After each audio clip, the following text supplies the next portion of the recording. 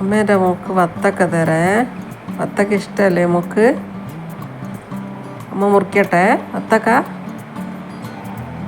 വത്തക്ക മോക്ക് കൊടുക്കുകയും ചെയ്യാലോ അല്ലേ. വത്തക്ക ഭയങ്കര ഇഷ്ടമാണ് മോക്ക്.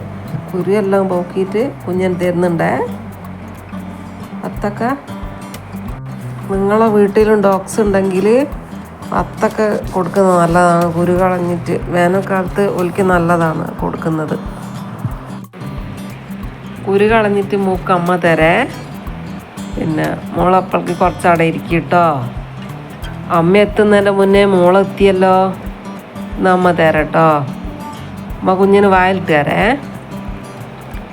ഒരു കഷ്ണം വായിൽ തരാം.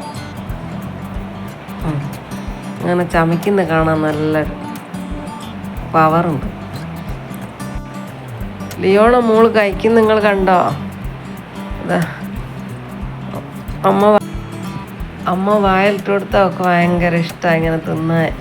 ഇങ്ങനെ വാരി കൊടുക്കാനും ഒക്കെ. അത് വായിലിട്ട് കൊടുത്താലും ഇങ്ങനെ ചവച്ചങ്ങ് തിന്നോളൂ. ചവയ്ക്കുന്ന കാണാനും ഒക്കെ ഭയങ്കര സുഖമാണ്. ചവയ്ക്കുന്നൊക്കെ കാണുന്നത്